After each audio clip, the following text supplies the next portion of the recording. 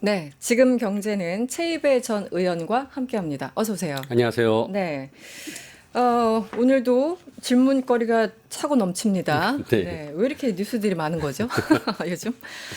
음, 일단 오늘부터죠. 1인당 10만 원 추가 지금 민생회복금, 예, 민생 회복 지원금, 소비 쿠폰. 소비 쿠폰 정확히는 네. 이름 참 기네요. 생각해 보니까 오늘부터 추가 지급이 시작됐습니다. 예. 네. 온라인에서 지금 뭐 그런데 형평성 왜냐면 90%만 주기로 했으니까 네. 이제 10%에 해당하시는 분들은 아니 우리가 세금을 그렇게 많이 내는데 그렇죠. 왜 제외시키는 거야? 예. 불만일 수 있다고 저는 생각을 해요. 네. 의원님은 어떻게 보십니까? 당연히 뭐 개인적으로는 불만을 가질 수 있으시지만 네. 하지만 이제 또 어떻게 보면은 그만큼 소득을 많이 번다라는 것은 사회적 인프라를 많이 이용하고 있다라는 거거든요. 그러니까 뭐 소위 이제 교육 시스템 네, 뭐부터 시작해서 많은 그런 부분에 있어서 잘 좀 혜택을 받고 또 그걸 잘 또 활용하셨기 때문에 지금의 고소득자나 이제 고자산가가 됐기 때문에 네. 뭐 이런 부분에 대해서 이제 10만 원 못 받는 것이 좀 억울하다 네. 생각하실 수 있겠지만 기분은 안 좋을 수 있어요. 충분히. 하지만 그래도 또 국가 차원에서 또 수용을 해주셔야 되지 않겠냐 생각을 하고요.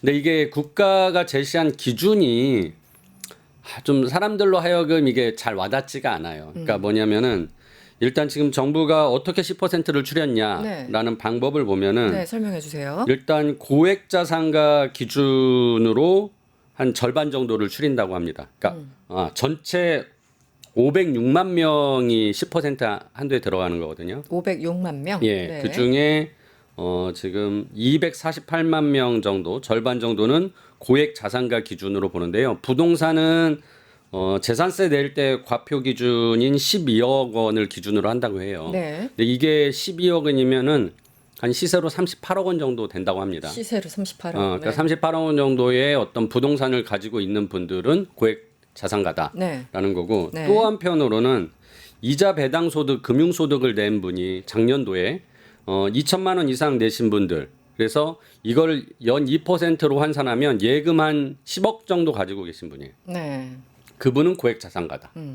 그러니까 이제 부동산은 38억이 시세 정도 기준이고 네. 이제 예금 한 10억 정도 기준으로 일단 고액 자산가를 248만 명을 줄였다라는 거예요. 그리고 이제 또 한 절반 가량은 소득 기준으로 보겠다. 네. 근데 소득 기준은 이제 건강보험료 낸 걸로 우리가 이제 환산을 할 수 있는데 이 건강보험료의 기준이라는 게 전년도 소득의 기준으로 올해 건강보험료를 내는 거거든요. 그러니까 올해 소득하고는 상관이 없는 상황이다 보니까 이게 또 이제 느낌이 다른 거예요. 작년엔 많이 벌었는데 올해 적게 벌 수도 있잖아요. 그렇죠. 네, 그런 분들이 이제 또 불만을 가지고 있는데 그래서 자산 기준으로 하는데 부동산과 이 금융자산에 대한 차이도 있고 또 소득 기준으로 하는데 이게 올해 기준이 아니라 작년 기준으로 하다 보니까 내가 여기 10%에 들어간다고 이제 딱 되는 분들은 왜 내가 들어가 약간 이런 생각을 할 수도 있다. 그래서 저는 이게 정부가 너무 많은 기준들을 가지고 이제 만들다 보니까 네. 이게 참 형평성 문제를 항상 기준이라는 게 그렇죠. 그렇죠. 이게 생길 수밖에 없는데 그냥 뭐 올해 소득 기준 이런 걸로 딱 명확하게 한다면 되게 좋을 텐데 이제 솔직히 올해 소득을 아직은 실시간으로 파악하기 힘들잖아요. 그렇죠. 지금. 그러니까 어쩔 수 없이 소득은 전년도 소득일 수밖에 없다라는 뭐 상황도 있고 그래서 조금 이제 성평성 문제에 대해서 논란이 항상 있을 수밖에 없는 것 같습니다.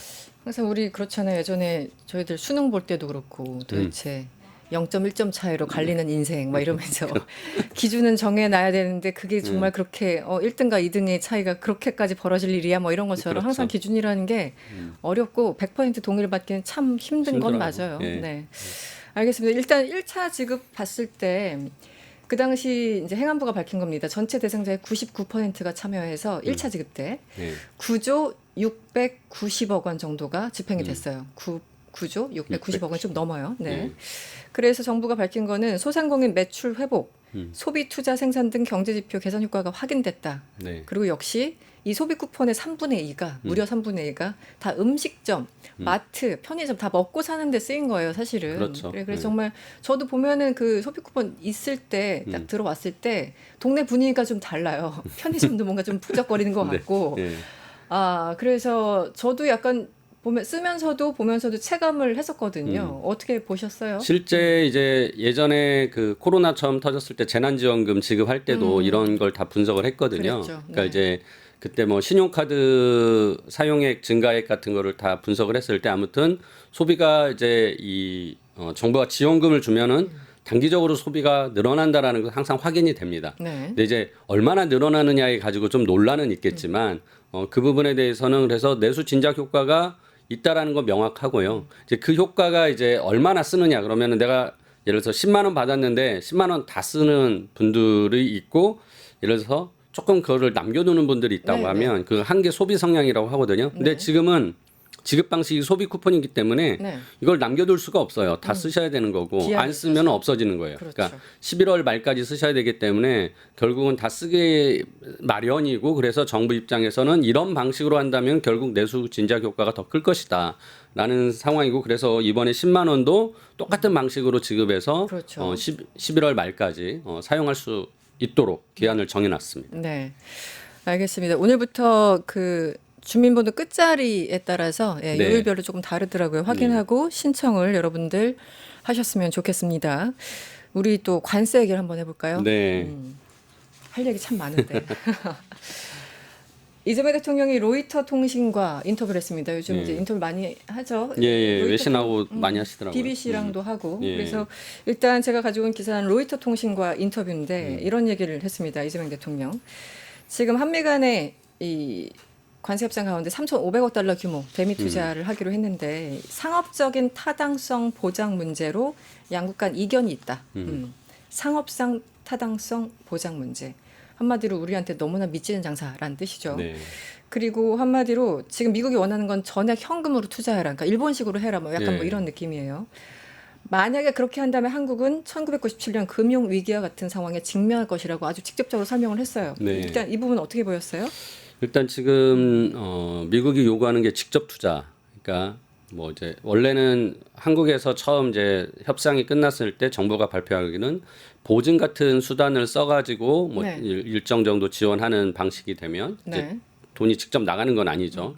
뭐 그런 얘기를 했었는데 지금 미국은 그냥 전액 다 직접 투자해라. 그리고 네. 뭐 그걸 현금으로 해라. 막 이런 식인데요. 지금 3,500억 달러면 우리나라 외환보유고의 약 84%가 됩니다. 그러니까요. 그러니까 네. 이 돈을 뭐 물론 뭐 한 번에 다 가져가야 투자라고는 안 하겠지만 네. 아무튼 이것을 한국이 진짜 투자를 하려고 하면 이 외환 보유액을 써야 되는 거거든요. 그렇죠. 그러면은 당장 우리나라에서는 외환 시장이 난리가 나는 거죠. 국가의 재정 건전성이 흔들리는 것뿐만 아니라 국가 신인도가 이제 추락할 수밖에 없고 그렇게 되면 한국의 경제가 살아날 수가 없거든요. 그래서 네, 97년 금융위기와 같은 상황이 그냥 과장이 아닙니다. 예, 그래서 이제 네. 금융위기라는 이제 용어를 꺼낸 거 맞는 말이고요. 네.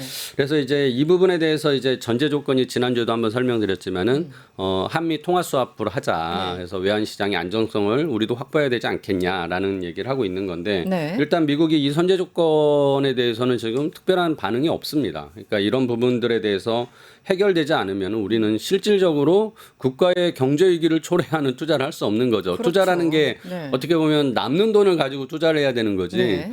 우리가 어디서 빚 얻어서 투자할 수도 없는 거고. 네. 그래서 이런 부분은 일단 사업적 타당성의 문제라고 표현을 했지만 국가의 경제 차원에서 큰 위기를 직면할 수 있다라는 부분에 대해서 미국도 명확히 좀 알아야 될 것 같고요. 그리고 이제 이 일본 같은 경우하고 지금 한국이 경제 규모가 다르잖아요. GDP도 다르고 다르고 외환 보유액도 다르고 완전히 다르죠. 예, 그래서 이제 일본이 한 것을 무조건 우리가 뭐 지금 빗대어서 미국은 요구할 수 있겠지만 우리는 그럴 상황이 아니다라는 걸 충분히 설명해야 되고 지금 중국과의 또 미국과 관세 협상을 하고 있잖아요. 그래서 중국과의 그 협상 과정의 영향도 우리는 또 있을 수 있기 때문에 좀 우리는 이 부분에 대해서 좀 시간 끌기가 필요하다 전략적으로 네. 그런 생각입니다. 그 일본 말씀 잘 해주셨는데 저도 제가 읽은 기사에 따르면 일본 그러니까 달러 외환 보유액이 우리의 2배가 넘는다고 합니다. 네, 대략 2배 그렇죠. 정도.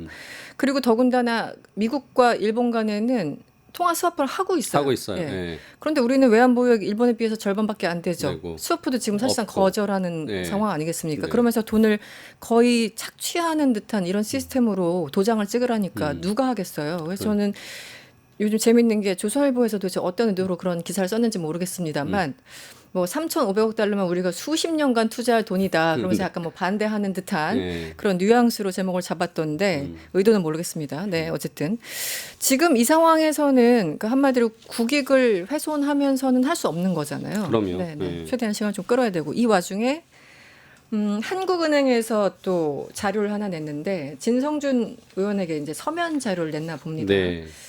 대미 투자로 단기적으로는 중간재, 자본재 수출 등 성장 유발 효과가 있을 수 있으나 산업 공동화, 고용 위축, 그리고 인재 유출 등의 리스크도 있다. 이렇게 답을 했다고 하는데 네. 이 부분 좀 해석을 해주시면요. 그러니까 확실히 이제 한국은행이 정부로부터 독립적인 위치에 있기 때문에 조금 어떻게 보면 이 관세 협상이 진행되는 정부의 입장과 달리 네. 객관적인 좀 얘기를 할 수 있는 거죠. 그래서 정무적인 색깔을 빼고 네. 예, 이제 객관적인 얘기를 한 거고 그래서 물론 우리가 이제 관세 협상이 수출에 있어서는 너무나 중요하고 네. 그 부분에 대해서 잘 마무리가 된다면 우리에게 이런 경제적 효과가 있을 것이다라고 한 것이 네. 지난달에 이제 그 경제 성장률 이제 예측치를 발표를 했는데 네. 올해가 0.9%고요. 네. 내년이 1.6% 성장한다고 발표를 했어요. 아, 그렇죠. 네. 그러니까 올해는 0.9, 1%가 안 되지만 내년은 1.6이다. 굉장히 크게 이제 올라가는 거잖아요. 근데 이제 이 이유가 상호 관세 협상이 잘 되고 15% 관세로 간다면 우리에게 이 관세에 큰 영향이 없을 거다라는 걸 전제로 얘기를 한 거예요. 네. 그러니까 그만큼 이제 한국은행도 관세 협상이 중요하다는 걸 알고 있습니다. 네. 하지만 지금 이번에 3,500억 달러의 대미 투자 요구를 만일 들어준다면 이 관세 협상 한 거하고 달리 네. 오히려 국가 전체적으로는 산업 공동화, 그렇죠. 우리나라 기업들이 다 미국으로 빠져나가고 그렇습니다. 그러면서 고용이 유축되고 거기에 우리나라의 인재까지 다 빠져나가는 그런 문제가 생긴다. 그래서 장기적으로는 한국 경제에 안 좋다라는 거를 이제 얘기를 한 거거든요. 그래서 너무나 당연한 얘기죠. 너무나 당연한 네. 얘기를 지금 한국은행이 이제 한 거예요. 그래서 이게 이제 저는 협상 과정에서 이런 여론들이 되게 중요하거든요. 지금 지난주에도 잠깐 말씀드렸지만 미국에 있는 그 한 싱크탱크의 네. 이제 경제학자가 딘 베이커 선임 경제학자가 예, 네. 얘기를 했었잖아요. 한국이나 미국은 그렇게 큰 돈 미국에 투자하느니 그 돈 가지고 국내에 있는 기업들이나 노동자들을 네. 지원하는 게 낫겠다라는 얘기를 할 정도였는데 이제 이런 여론이 그 조지아 노동자들을 이제 구금한 사건까지 플러스되면서 미국 내부에서도 지금 부정적인 여론이 생기고 있거든요. 그렇죠. 그러니까 이거와 국내 여론이 같이 좀 뭉쳐진다면 협상력 우리가 높일 수 있습니다. 그래서 이런 보고서들이 계속 나와야 되고요. 뭐 하는뿐만 아니라 기업 쪽에서도 물론 뭐 미국에 투자하고 또 지원을 받아야 되는 데는 눈치를 보이겠지만 네. 좀 객관적인 경제 연구소 같은 형태를 떼어서 좀 기업에서도 이런 부분들이 장기적으로는 부정적이다라는 보고서들이 나와야 됩니다. 네. 그래야 이제 국내에서도 이 어떤 레버리지를 가지고 지렛대를 가지고 협상에 임할 수 있다라는 생각이 들고요. 그래서 한은의 지금 이번 보고서는 굉장히 적절하다. 네, 네. 이런 보고서들이 많이 필요한 것 같습니다. 아니 저처럼 경제적인 지식이 거의 없는 사람들도 일반적으로 생각하면 교과서에 배운 대로 생각하면 이렇게 돈 나가 사람 나가 이 모든 걸 다 나가면 우리나라에 남는 게 없잖아요. 그럼 그렇죠. 우리나라 청년들 일자리는 누가 보장하고 그러니까 이런 협상이라는 게 과연 가능한 건가? 이게 트럼프라는 굉장히 돌출적인 인물 때문에 이런 이제 과정들이 펼쳐지긴 하는데 우리는 뭐 한 3년 정도 버텨야 되는 거 아닌가요? 트럼프 집에 갈 때까지? 그래야죠. 그러니까 이제 미국이 제조업 부흥을 위해서 한국의 제조업을 죽이겠다라는 거거든요. 그러니까요. 네. 네. 그러니까 이게 명확하게 이런 부분 냉정하게 이제 판단을 해야 되는 거죠. 네. 그러니까 우리가 솔직히 미국과 한국의 국가 경쟁력으로 그러니까 국가 경제 규모로 따지면은 어마어마하게 미국이 앞서고 있는데 그렇죠. 비교할 수 없죠. 어떻게 보면 큰 집을 작은 집이 돕기위해서 작은 집에 지금 그러니까요. 망해야 되는 상황인 거잖아요. 그러니까 이거는 말이 안 되는 협상인 거고 그런 측면에서 다시 한번 원론적으로 이제 3,500억 달러 우리가 생각했던 직접 투자가 아니라 이제 보증이나 이런 간접적인 지원들을 해줄 수 있다라는 거. 그러니까 그것을 해도 미국 입장에서는 큰 혜택이 될 수 있어요. 왜냐하면은 네. 미국 자체가 자본이 돈이 없는 나라는 아니거든요. 그렇죠. 다만 그 돈을 지금 투자하는 데 있어서의 어떤 리스크를 부담을 이제 한국에다 미국에다 지금 시키는 거고 네. 좀 그걸 공동 부담하자라는 거니까 그 부담을 리스크를 부담하는 차원에서는 보증이라는 방법을 통해서도 충분히 할 수 있기 때문에 이런 부분은 협상이 가능합니다. 그러니까 경제적인 어떤 설득이 충분히 가능한 내용들이기 때문에 저는 지금 협상단에서 조금 이런 부분들에 대해서는 과감하게 좀 네. 좀 약간의 단기적인 희생을 치를 수도 있겠지만 네. 지금은 과감하게 좀 우리의 목소리를 더 높여야 된다라는 네. 생각이 듭니다. 이게 이제 아주 현실적인 우려는 이런 거잖아요. 트럼프가 가만히 있겠느냐. 만약에 우리가 계속 이걸 안 하면 그냥 25% 정도 우리가 원래 이제 생각했던 25%로 올릴 수 관세를 있다. 올리면, 그러면 네. 우리한테는 엄청난 타격이다. 그런데 이제 한 발 더 나가는 거죠.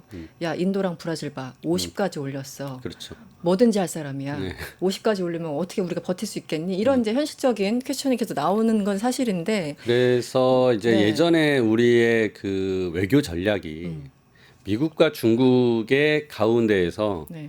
아주 균형을 잘 잡아야 된다라는 것이었고 그걸 지금까지 이렇게 좀 해왔거든요. 유지해왔죠. 유지해왔죠. 그래서 너무나 한쪽에 쏠리지 않아야 되기 때문에 그러니까 만일 한국이 지금의 미국의 관세 협상을 위해서 어쩔 수 없이 미국에 굉장히 가깝게 다가섰다면 중국에서는 굉장히 지금 섭섭한 상황이거든요. 네. 근데 이게 오히려 이제 중국 쪽에서 또 우리에게 어떤 유인들을 줄 수도 있어요. 그렇죠. 그래서 네. 우리가 중국 쪽에 붙으면 그때는 미국이 자기네가 또 불리해지는 상황이 될 수 그렇죠. 있기 때문에 네. 지금까지 이런 그 전략들을 잘 써왔는데 윤석열 정부 때 우리가 너무 이제 미국 중심적으로 그렇죠. 치우치면서 지금 어떻게 보면 현 정부도 그 쏠림 상황을 지금 바로잡기가 어려운 상황이 된 거죠. 그래서 외교라는 게 이렇게 하루아침에 막 방향타가 휩쓸리면 안 되는 거였는데 좀 지난 정부가 너무 아쉽고 네. 지금이라도 좀 중국과의 거리를 우리가 유지하는 어떤 등거리 외교가 다시 좀 필요하지 않나라는 생각이 들어요. 특히나 에이펙 때 지금 시진핑 그 네, 시진핑 주석이 방문하잖아요. 그렇죠. 충분히 이제 중국과의 그런 부분에 대해서 좀 소통할 기회를 가질 수도 있고, 네. 예, 그래서 우리나라의 외교력이 좀 더 지금 굉장히 많이 좀 역할을 제대로 네. 보여줘야 능력을 발휘해야 되는 시점인 것 같습니다. 이재명 정부가 너무 어려운 시기에 그렇죠. 예, 정권을 이어받아서 예전 이제 부시가 완전히 망가뜨려 놓은 뭐 경제 뭐 정치 다 이것을 이제 오바마가 설거지하느라고 예. 설거지 좀 하려다가 이제 8년 끝났잖아요. 네. 지금 너무 심각한 상황에서 정권을 이어받아서 참 힘듭니다. 힘들죠. 외교력이 힘들고. 그런데 또 어쨌든 우리한테 기회가 오는 것 같기도 하고 이거 더 잘해야 될 것 같은데요.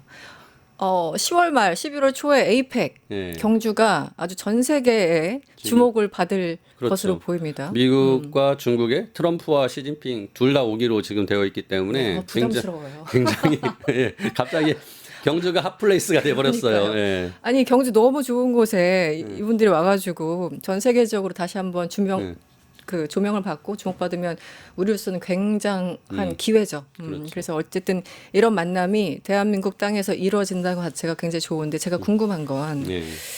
이 얘기는 둘이 만난다는 건 어느 정도 얘기가 됐다라는 것이고 그렇죠. 특히 트럼프 같은 경우는 시진핑을 좋아한다, 뭐 리스펙트한다 이런 사람이잖아요. 네. 그리고 다른 사람들 15%, 25%, 50% 관세 때릴 때 시진핑 중국과는 90일 연장 하면서 지금 뭐 건설적인 협의를 했다고 본인들은 얘기를 네. 하더군요. 미중 관세 전쟁이 적당한 선에서 끝날 경우 우리의 또 대응도 달라질 수밖에 없잖아요. 모든 게 그렇죠. 별도로 이루어지는 건 아니니까 한마디로 트럼프와 시진핑이 사이 좋게 뭔가 이 일을 끝낸다면 우리 스탠스는 또 어떻게 달라져야 될까요?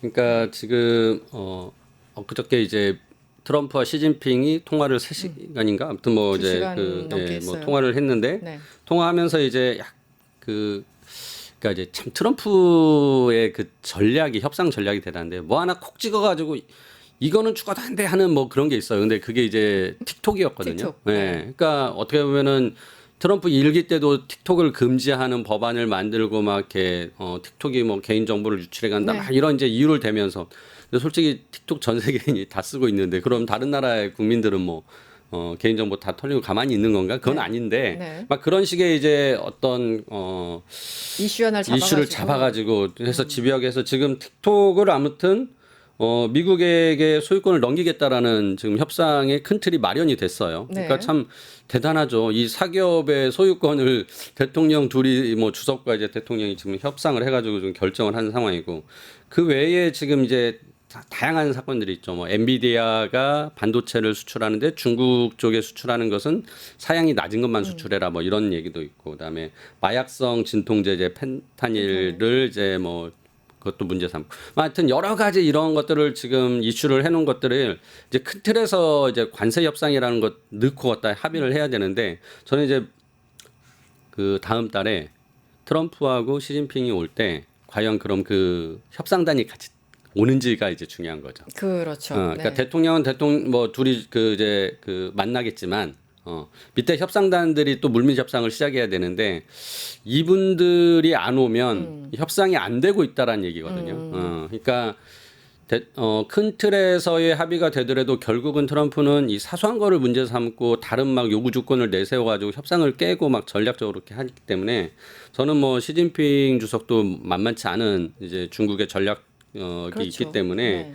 제가 보기에는 다음 달에 진짜 그 협상단이 오는지가 중요하고 만일 오게 된다면 진짜 이미 큰 틀에서 뭔가 합의가 되어 있다라는 사인이 될 거고 중국과 미국이 그런 부분에 있어서 협상이 되었다면은 네. 아까 전에 우리 한국 입장에서는 이 중국과 미국의 등거리 외교라는 게 다시 한번 필요한 것 같습니다. 네. 그래서 지금 미국 가서 이재명 대통령이 우리는 아무래도 미국하고 더 가깝게 지내야 된다 이런 얘기를 했다가 중국에서 발끈하지 않았습니까? 네. 그러니까 이런 부분에 있어서 지금 중국이 굉장히 섭섭한 부분을 우리가 이제 풀어줘야 되는 거죠. 그래서 어떻게 보면 진짜 좋은 기회예요. 경주에서 에이펙이 열려서 트럼프와 시진핑이 만나고 우리 대통령은 둘을 또 각자 만날 수 있는 만나야죠. 기회가 있기 네. 때문에 이 기회를 정말 잘 이용해야 된다라는 거고 그런 측면에서 지금 우리 아까 말씀드렸던 진짜 우리 외교 협상단이 엄청난 지금 준비를 해야 된다. 능력 발휘해야 된다는 생각이 듭니다. 그 예정된 전쟁이란 책을 쓴 이 그레이엄 교수가 한 달 전인가 한 달 반 전쯤에 포린 팔러스에 글을 썼는데 내가 지금 시진핑의 온갖 연설과 뭐 이런 것들을 쭉 분석해 본 결과 한 11월쯤 좋은 소식이 있을 수 있어. 워싱턴의 매파들은 다 중국 견제 공격, 뭐 중국 나쁜 놈 이렇게 얘기를 하지만 트럼프는 단 한 번도 시진핑에 대해서 나쁜 말 한 적이 없어.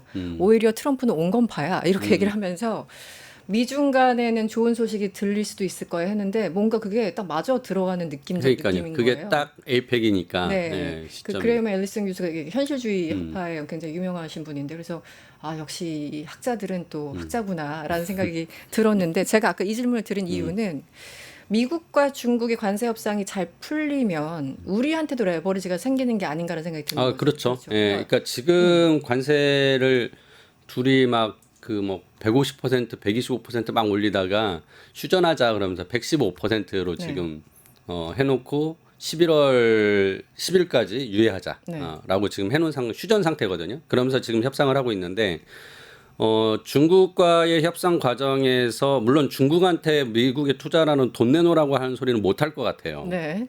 하지만 관세율에 대해서는 중국의 관세율이 그러니까 어떻게 보면 미국의 가장 큰 수입하는 국가는 또 이제 중국이거든요. 그렇죠. 그러니까 중국의 관세율에 따라서 결국은 전체 소비 시장의 물가가 결정될 가능성이 있는 거잖아요. 네네. 거기에 우리가 만일 관세를 더 낸다면 우리는 그거 못 따라가는 거잖아요. 그럼 우리는 당연히 추가 협상의 여지가 생기는 거죠. 네. 아니 중국도 저렇게 해주면서 왜 우리한테는 이렇게 그러니까요. 하냐라는 게 가능하거든요. 네. 그러면서 우리가 또 협상에 대해서 어떻게 보면은 트럼프 대통령이 계속 다른 요구 사항을 내놓은 것처럼 우리도 그렇게 해야죠. 네. 그래서 그런 상황들을 우리가 이제 예의주시해야 되고 충분히 중국과의 과정에서 그 협상 내용들을 활용해야 되고 이거를 저는 전략적으로는 일본과 좀 함께 네. 이게 좀 이제 우리도 물밑 협상을 해야 되는 것 같아요. 일본과 함께? 근데 네. 일본은 서명한 거 아닙니까? 그러니까 일본도 그러니까 제가 아까 말씀드렸죠.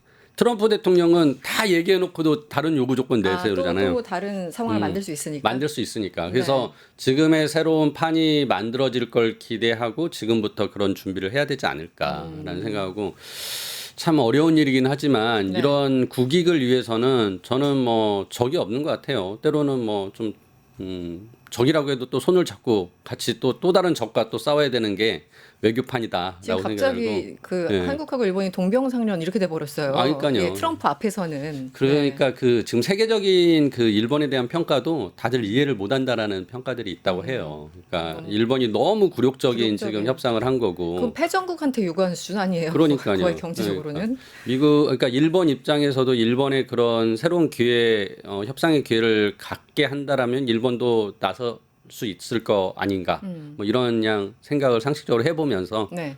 그런 전략도 한번 우리가 네. 구상해보자라는 말씀입니다. 하나 짧게요. 요즘 워낙 그 이 이슈 많은 분들이 금값을 예. 주시하고 계세요. 뭐 올해 대비 36에서 한 40% 올랐다. 네. 뭐 이런 얘기 맨날 뭐 뉴스가 나오는 것 같습니다. 각국의 중앙은행의 금 매입을 좀 늘리고 있는 추세인데 왜냐하면 금이 가장 안정적이고 트럼프 있는 동안은 계속 경제적인 불확실성만 네. 3년 반 이어질 테니까 그래서 그런지. 그런데 우리나라는 금 보유량이 10년 넘게 변함이 없습니까? 예. 네, 어떤 그렇다고요. 상황이에요? 2013년부터 지금까지 104톤으로 이제 그냥 계속 유지가 되고 있다라는 건데요. 왜 그런 거죠? 그러니까 우리나라의 금 보유량이 전 세계의 30위 정도 돼요.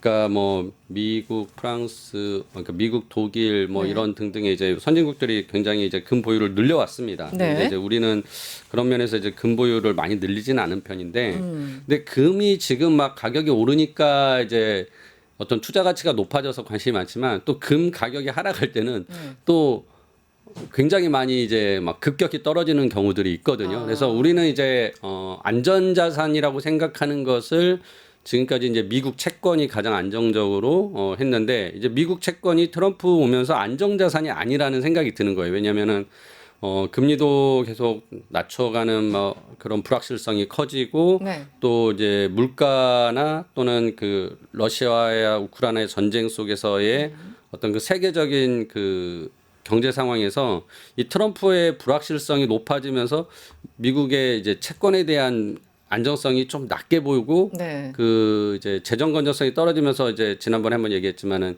신용 평가 기관에서 미국의 등급을 한 등급 낮췄잖아요. 이제 이런 상황이 되니까 다른 나라들은 야 금이 가장 안정적인 자산 아니냐면서 이제 금을 사들이기 시작한 부분들이 많습니다. 그래서 네. 그러면서 우리는 이제 좀 대응이 늦었다라는 생각이 드는데요.